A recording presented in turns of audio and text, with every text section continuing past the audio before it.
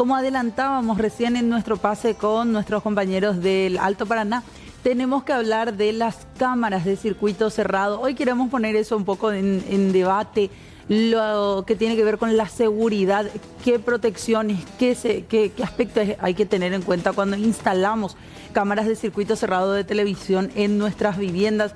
Todo esto usando como disparador este caso tan terrible que despertó las alarmas de todas las personas que conocieron la noticia ayer. Una persona que está en la mira de la justicia, de investigadores del área de delitos informáticos, porque instaló cámaras de circuito cerrado en la vivienda de una persona. Esa persona se sentía segura en todo momento porque podía ver qué era lo que estaba pasando en distintos rincones de su casa.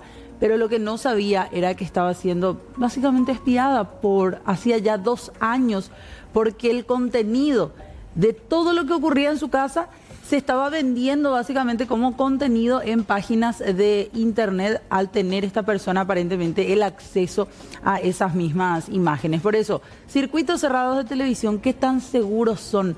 ¿Qué hacer? ¿Qué no hacer? ¿Qué tener en cuenta cuando vamos a instalar este tipo de objetos también en nuestra vivienda? Es lo que queremos hoy abordar aquí en el programa. Por eso ya quiero saludar a los invitados que tenemos realmente y que nos van a abrir la mente, abrir la cancha en materia de este tema. Nos acompaña José Silveiro, él es especialista en propiedad intelectual y tecnología. ¿Qué tal, José? ¿Cómo le va? Bien, y usted, muchísimas gracias, Fernanda, por la invitación. Gracias, y un saludo a toda la teleaudiencia. También nos acompaña Iván Alarcón, él es especialista en instalación de cámaras de seguridad. ¿Cómo te va, Iván? Muy bien, muchas gracias al programa por la invitación y vamos a estar compartiendo información sobre este tema que nos ayuda en muchos escenarios, pero es de doble filo si no tenemos los cuidados correspondientes. Cuando hablamos de seguridad, principalmente del hogar, lo primero, o del negocio, ¿verdad? Lo primero lo que pensamos es no solamente la colocación de algún tipo de alarma, también de la instalación de estas cámaras de circuito cerrado. ¿Qué hay que tener en cuenta? ¿Cuál es el ABC al momento de hacer la instalación, por ejemplo, de nuestras cámaras? Bueno, muy importante es entender qué queremos lograr con esas cámaras. Muchas personas tienen la sensación de seguridad en cuanto a robo por el tema de las cámaras y lastimosamente ese no es el producto indicado para esa situación. Para eso, como dijiste, son las alarmas y otros elementos, ¿verdad? Las cámaras son más para evidencia y control. Sí. Y bueno, si se usa para esos fines y con la seguridad adecuada, son muy útiles. Si se mantiene, por supuesto, en funcionamiento óptimo y si el usuario del hogar conoce los protocolos. Eso es muy importante porque a veces las personas que solicitan les interesa que el sistema se vea, digamos, en su teléfono, en su pantalla, pero hasta ahí. Y eso tiene más aristas que en ocasiones no quieren profundizar tanto los usuarios porque, bueno, el sistema ya funciona y creen que es suficiente. Está bien, pero no es suficiente. ¿Qué tengo que tener en cuenta cuando voy a instalar un circuito cerrado en mi casa? Sí, bueno, hay varias cuestiones. Principalmente hay marcas que proveen de mayor protocolo de seguridad que otras. ¿Cómo cuáles, por ejemplo, son los? Podemos mencionar marcas, bueno, líderes es Hikvision y Dahua en el mercado internacional. Esas dos son muy buenas marcas y cada uno tiene sus protocolos, ¿verdad? Ya el integrador sabrá cuál aplicar. Después, y muy importante, es que la contraseña administrativa, aunque los integradores necesitamos para la instalación, una vez la instalación termine, ya debemos entregar. El integrador, perdón, es el que instala la cámara. Exacto. Okay. Nosotros necesitamos para hacer la configuración inicial, pero una vez que eso termine necesitamos entregar al domicilio o al negocio y debe ser una persona que tenga el conocimiento de que es su responsabilidad actualizar la contraseña, actualizar y resguardar la contraseña. Okay, porque es una contraseña, como casi todos los sistemas te dan una contraseña genérica al inicio. En realidad, los equipos de seguridad hoy ya no traen contraseñas genéricas, nosotros tenemos que personalizar. Okay. Pero nosotros por comodidad ponemos una medianamente genérica para el trabajo de instalación. Después ya queda a criterio del propietario la actualización. Hay algunos que lo hacen en el momento de recibir, hay otros que te dicen lo hago después y hay otros que lastimosamente nunca lo hacen. Y allí ya es una cuestión que se escapa de nuestro control a veces y bueno, ya es responsabilidad a veces del propietario. Ok. Ahora, siempre hay que mencionarle que la contraseña debe ser personalizada una vez entregada la instalación. ¿Dónde hago el cambio de mi contraseña cuando el instalador viene a mi casa, me instala el circuito cerrado y después? Bueno, hay varios sistemas. El sistema más cómodo que hoy la gente utiliza es que escaneo un QR con el correo en mi teléfono o el número de teléfono, entonces la contraseña es de mi cuenta que usé para registrarme. El otro sistema es del equipo grabador, él tiene su contraseña administrativa. Por defecto ese no se suele utilizar más que para la configuración. Sin embargo, esa es la contraseña central. Muchas personas se registran, ponen su contraseña personalizada en el teléfono, pero el grabador se quedó con la contraseña fácil, digamos. Sí. Bueno, y ahí se escapa también de la gente. Entonces, ¿qué contraseña modificar? Ambas. Ambas contraseñas, tanto del grabador como de la cuenta que utilizó el usuario para registrarse. Ahora, el tema del grabador a veces también es un poquito complicado porque hoy en el mercado se venden cámaras que ya no venden con grabador. Sí, que el famoso, no, en mi cámara no graba, solamente yo puedo ver en el teléfono. Sí, algunos graban, pero en la cámara tiene para la memoria. Ah, sí. En esos casos, tu cámara es tu grabador. Y por defecto esas cámaras no traen contraseña. Es solamente la contraseña que se registró el usuario. Sí. Y casi siempre son de marcas que no tienen representación en el país. Por lo tanto, la garantía es cuestionable. Pero son más baratas. ¿Verdad? Son mucho más baratas. ¿Y Mucho más. cuánto puede costar hoy día instalar el circuito cerrado en mi casa? Lo que piden suele ser equipos de 4 cámaras. Sí. Están aproximadamente 2 millones. Hay más baratas, hay más caras. Todo depende de la característica específica que el usuario prefiera. El mínimo son 4 cámaras. No, en realidad uno puede instalar una cámara si es que quiere, solamente que el grabador, si vamos a usar con grabador, que es el que se recomienda ampliamente, viene 4 puertos, 8, 16 Sí. y así va subiendo. Entonces, ya que el grabador permite 4, siempre ofrecemos utilizar los 4. Ujú. Ahora, en materia de intimidad, José, ¿hasta dónde está permitido? O sea, ¿qué legislación, por ejemplo, hay al respecto que le puede servir como base a la gente que quiere instalar cámaras en la casa, en un negocio? Y la verdad que solamente contamos con artículos constitucionales, el artículo que prevé la intimidad de las personas, y más allá de eso, ahora mismo no contamos con nada porque la otra legislación que tenemos habla de datos crediticios, entonces esos datos obviamente no hacen a lo que es la imagen de uno, la grabación o cualquier suceso que pueda quedar registrado con eso. Claro. Y eso es lo que ahora se está tratando desde el 2021 también en un proyecto de ley que está ahí en la Cámara de Diputados y que, bueno, estamos tratando de impulsar, ¿verdad?, desde la sociedad civil que llegue a ser tratado realmente. ¿Qué se busca con eso? Y la protección integral de datos personales básicamente abarca ya, como dice su nombre, algo más integral. Todos los datos íntimos de tu persona, desde tu nombre, tu domicilio, porque muchas veces el domicilio es un dato que no debería ser revelado, compartido por muchas razones de seguridad y a veces eso se comparte de una manera que no debe ser.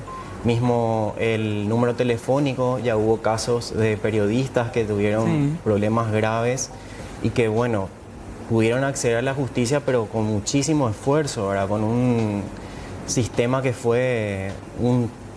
genera un trauma, una situación de tener que batallar contra la justicia, ¿verdad? En vez de tener un organismo certificado, especializado, como un ente que se dedique a esa protección y a tratar esos casos de forma especializada. Ahora, lo último que se tenía era que la policía pueda acceder a las cámaras, a las imágenes en circuito cerrado. Ese es otro proyecto de ley que consideramos antagonista inclusive al proyecto de protección de datos personales, en el sentido de que daría acceso al contenido de ciertas cámaras de circuitos cerrados privados que el proyecto dice en espacios públicos o espacios que para mí sería, por ejemplo, la acera de tu casa, pero que igualmente compete cosas personales, porque por decirte, ahí se puede ver el horario en el que vos ingresás o salís, quién entra y sale de tu domicilio. Y bueno, está todo bien, digamos, no tenés nada que ocultar, pero ¿qué pasa si esos datos, esas filmaciones caen en manos que que son, digamos, peligrosas, ¿verdad? Claro. Y mismo con las filtraciones que tuvo la Policía Nacional, ya sea el acceso indebido a su cuenta de X o Twitter y también ya de datos mucho más importantes, tuvo una filtración de 500.000 archivos. Eso fue a mediados de 2023, si no me equivoco. Sí, sí. Y entre esos datos se encontraban incluso datos personales y fotografías, datos biométricos de las personas. Y como la policía sería la encargada, digamos, de esta ley, entonces se cuestiona bastante que sea bien hecho el proyecto, ¿verdad? Claro. La integridad de todo. Al momento de ir centrándonos otra vez en lo que es la seguridad con los famosos CCTV, no hay alguien que me diga hasta dónde puedo colocar imágenes de circuito cerrado dentro de mi propia casa, por ejemplo, que era lo que mucho ayer se decía también, ¿verdad? ¿Cómo vas a tener? Hay mucha gente que lo hace, de hecho, que instala cámaras en dormitorios, en zona de la cocina, en otros espacios un poquito más vulnerables porque tiene a gente trabajando en su casa y quiere ver todos esos movimientos, ¿verdad? No, pero no hay algo que me diga, acá sí, acá no, esto vulnera ya la intimidad de alguien y esto no. Actualmente no. Básicamente esa es la respuesta rápida, ¿verdad? Siempre que no se vulneren la intimidad de las personas, la intimidad como constitucionalmente protegida, no habría una regulación, que justamente eso también es lo que busca. Esa es la parte buena de ese proyecto de ley, porque hay que mencionar también que pide, digamos, que se pida autorización para instalar esas cámaras en espacios, digamos, no específicamente dentro de tu domicilio, pero sí como ciudadano privado, que vos tengas que pedir una autorización para instalarlas. Pero como te digo, deja a la Policía Nacional, que ha tenido serios incidentes de ciberseguridad, a cargo de eso, ¿verdad? Entonces ahí te deja otra vez cuestionando cómo se podría mejorar todo eso. Claro que sí. Y respondiendo rápido a la pregunta que planteábamos hoy, ¿son seguros? ¿Las cámaras de circuito cerrado son seguras? Depende, eso te podría responder mejor el compañero. Yo considero que todo depende de todos los sistemas de ciberseguridad con los que cuentes. Porque ¿qué pasa? Así como bien mencionaban aquí, no es solamente lo que se grabe, sino dónde se almacene. ¿Por qué canales viaja se almacena dentro de un chip, dentro de la misma cámara? Se almacena en tu hogar, tenés firewall, tenés otros sistemas de ciberseguridad, o esas imágenes se almacenan en los servidores de empresas de seguridad, por ejemplo. ¿Y cómo llegan hasta ahí? ¿Qué cifrado tienen ellos? Los contratos que firman las personas de servicio con estas empresas también, considerando que no tenemos una legislación, como decía, especializada, es muy importante que los ciudadanos revisen esos contratos y vean qué niveles de seguridad. Se habla de los niveles de seguridad, se estipula en dónde se almacenan los datos, es en una nube, es en un servidor. Todo eso son cuestiones que conviene analizar al momento de instalar, sobre todo si vas a instalarlo en lugares, como decís vos, más privados, ¿verdad? Iván, respondiendo rápido a Sí. esa pregunta. Bueno, el sistema CCTV es tan seguro como el instalador así lo pueda poner. ¿Qué significa? Bueno, como dice el compañero, hay tantos mecanismos para hacer segura una instalación, pero a veces se vuelve inaplicable inclusive por presupuestos. Algunas empresas conocen los mecanismos de seguridad, pero saben que tiene un costo adicional, entonces algunos prefieren limitarse. Bueno, entonces, ¿qué tan seguro es? Depende mucho de hasta qué punto se quiera asegurar. La contraseña es la madre de la seguridad. Si la contraseña se mantiene en constante actualización, esta va a ser, ponerle un 99% segura. Pero las contraseñas a veces se rompen por un ataque de fuerza bruta, que es simplemente que un hacker intente ingresar varias veces, no manualmente, sino que un software lo hace de forma automática, y a veces por casualidad lo logra. Entonces, por eso es importante actualizar también las contraseñas, porque no es suficiente con poner una difícil y ya. Bueno, y si es que vamos a hablar de seguridad CCTV en el hogar, podemos partir, aparte de la contraseña, es verificar que las cuentas en donde se abre la cámara tenga doble autenticación, es decir, se envíe un SMS al número o al correo con el que se registró. Entonces, el propietario va a saber si alguien está intentando acceder, por un lado, siempre y cuando la marca así lo permita. No todas las marcas tienen esa función. Por otro lado, hay que entrar en el router que nos dan las telefonías y verificar que las contraseñas de los routers no tengan la de fábrica. ¿Cómo verificamos eso? Los routers tienen una etiqueta detrás y menciona la etiqueta de fábrica. Simplemente tenemos que seguir la instrucción de la etiqueta y si funciona, quiere decir que la contraseña sigue siendo la de fábrica. Eso el usuario debe cambiar. Que son los routers de internet. De internet. De nuestra casa. De nuestra casa, porque también por allí se puede entrar. Justamente para que un hacker pueda intentar las contraseñas, primero tuvo que acceder al sistema de tu casa. Para ello lo hizo a través de los equipos de Wi-Fi. Y las empresas tienen este cuidado, por supuesto, pero a veces en las casas, aunque los mencionamos, como te dije, la gente escucha, ya me funciona y ya está. Ya está. Sí, entonces quien quiera asesorarse sobre esas cuestiones se puede hacer y les ayudamos, ¿verdad? Porque son temas, hoy la ciberseguridad hay que tener, hasta en el WhatsApp a veces nos atacan y bueno, sí. Que menos será si tenés cámaras en tu dormitorio, ¿verdad? Hay que tener mucho cuidado. Claro, y lo que decía también José es muy interesante, me parece, ¿dónde se almacenan? ¿Cómo podemos saber nosotros como usuarios? Para ello no soy muy ducho con la tecnología, ¿cómo puedo saber yo dónde se está almacenando la imagen que se genera en mi casa, en la cámara que instalé en la cuadra de mi barrio, en mi negocio? Bueno, generalmente sí en la cotización que nos enviaron se menciona disco duro o HDD, que es sus siglas en inglés, se almacena en un DVR que debe estar seguramente en un lugar de tu casa o en algún vecino si es que es una comisión. ¿Verdad? Generalmente cuando es comisión se ponen de acuerdo quién va a tener en su casa porque ese equipo necesita mantenimiento y bueno, debe estar cuidado por el vecino. Sí.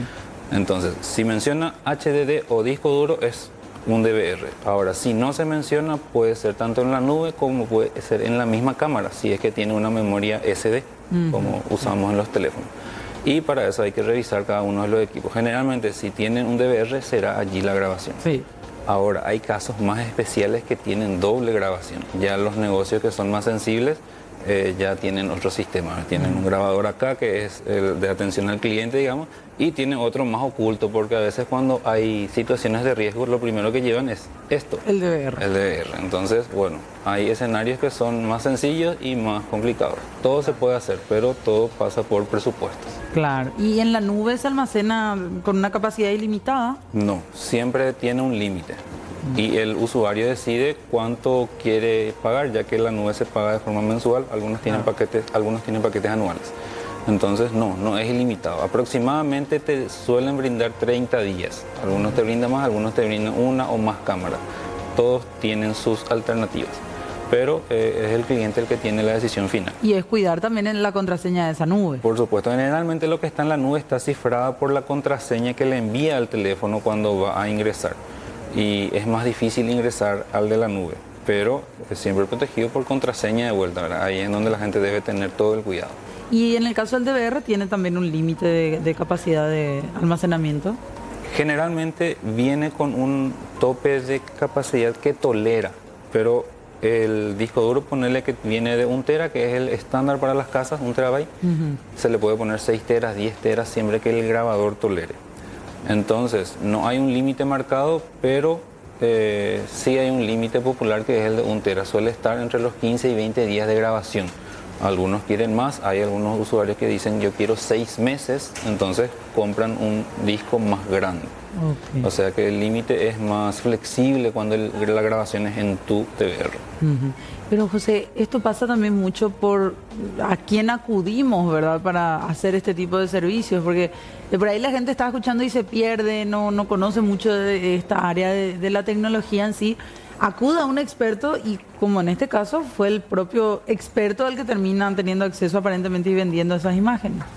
Claro, por supuesto, por ese motivo es súper importante que acudan a expertos más reconocidos, por lo menos pidan la famosa recomendación, ¿verdad? Que por confianza siempre uno accede a un servicio, sobre todo en los casos que, seamos sinceros, no siempre podemos contratar, por decirte, la empresa número 1 en seguridad porque el presupuesto es alto, pero en ese caso por lo menos, como decía, pedir recomendaciones, pedir 3 presupuestos, cosas básicas que en el día a día uno piensa, esto es normal, pero no hacemos. A veces en un apuro contratamos la primera opción, que como dice el compañero, no es la mejor, de repente es ya un presupuesto muy bajo, que evidentemente no iba a ser un servicio de confianza. ¿Y qué otro aspecto en materia de tecnología, de todo este ámbito, vos recomendarías a una persona que quiere instalar una cámara de circuito cerrado en su casa?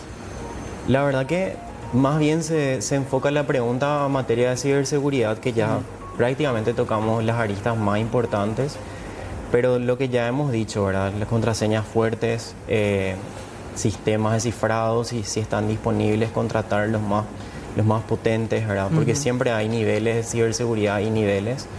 Y verificar bien, como te decía, los contratos. En caso que sea una empresa con servicio continuo, ver bien cuáles son las cláusulas, qué es lo que ofrecen, qué no, dónde se almacena, cómo se transporta la información, como ya les había dicho luego.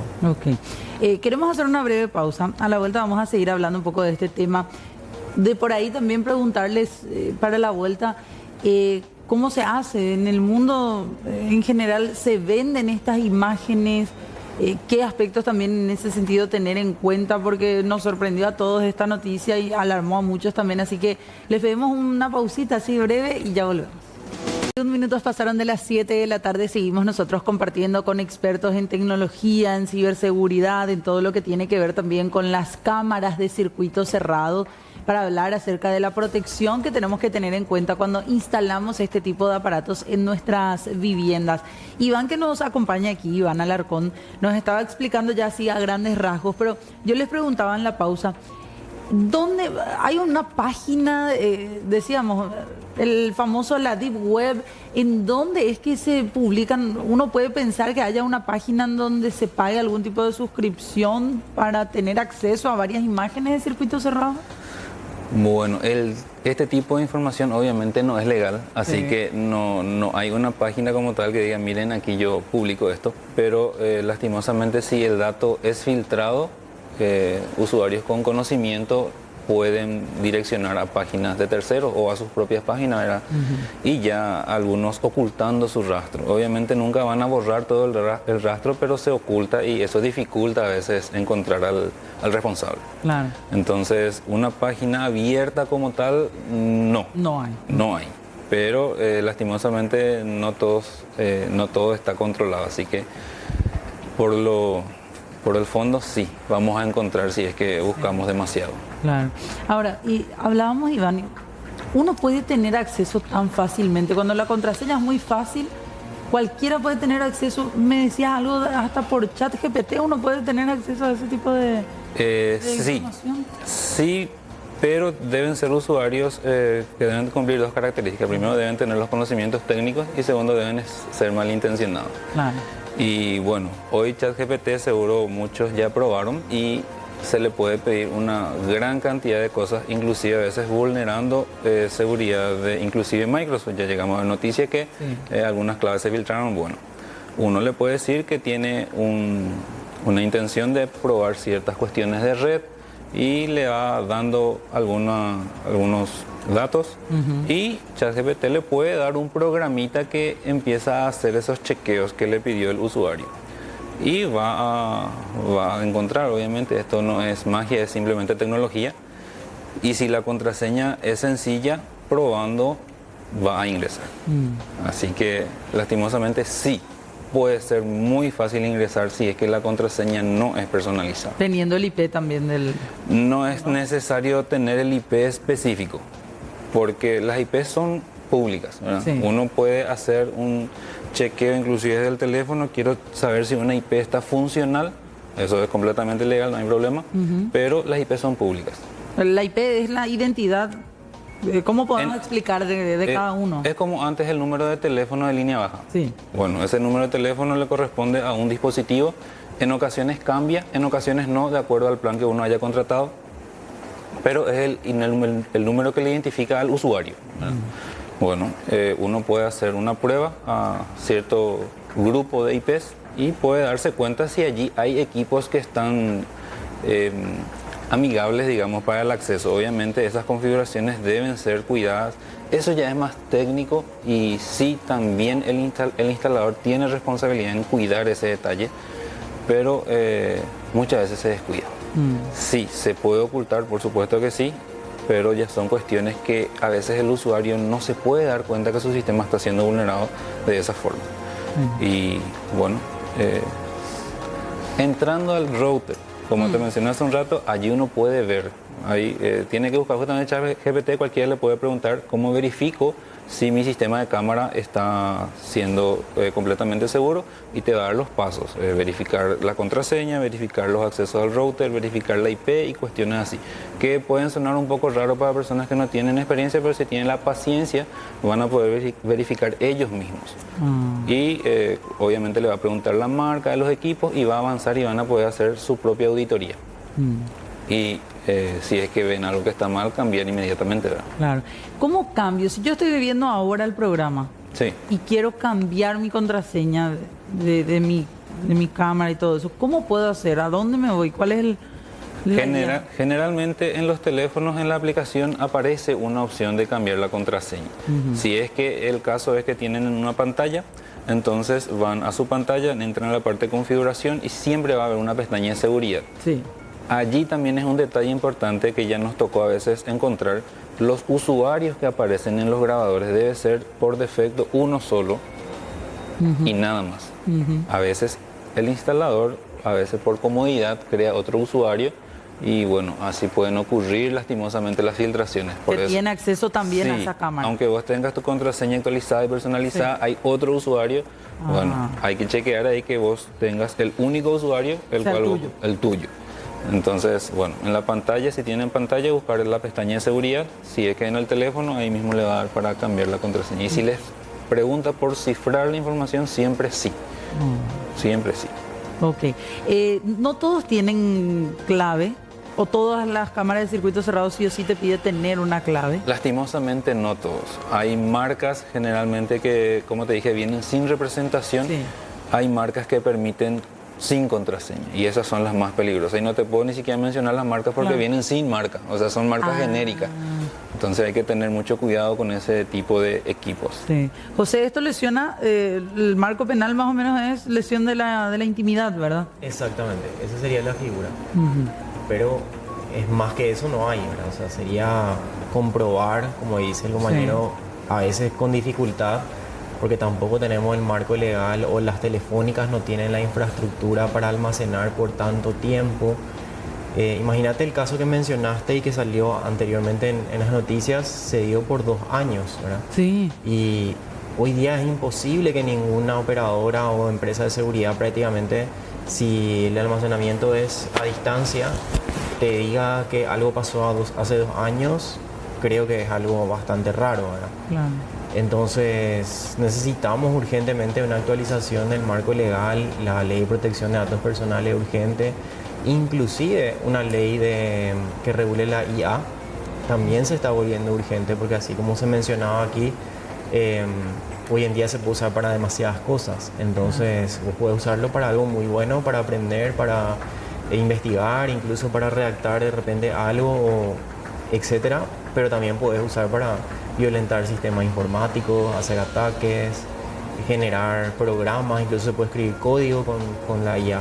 Sí. Entonces, es algo que Paraguay necesita una actualización urgentemente. Y con la protección de datos personales puede llegar a tener cierto alcance con la inteligencia artificial también, ¿o no? La protección de datos personales, según lo que yo considero, es el primer paso que necesitamos. Si los datos personales no están protegidos, que los datos personales son básicamente datos sobre los cuales la IA en algún punto llega a trabajar. Sí. Entonces, si esos datos no están protegidos, no podemos legislar sobre la IA. Siempre se puede legislar, ¿verdad? Pero Sí. es como va a ser más difícil, ¿verdad? Sí. Claro que sí. Bueno, vamos a estar atentos entonces también, porque hace muchísimo venimos hablando de ese proyecto. Siempre se está ahí como que pateando para adelante en el Congreso, lastimosamente, ¿verdad? Cuando que es urgente y tenemos casos así como este, como tantos otros también. Incluso constantemente hablamos, por ejemplo, de estafas, en donde también podría servir perfectamente esa legislación, José, ¿verdad? Exactamente. Así mismo como mencionás, es, como digo nuevamente, urgente.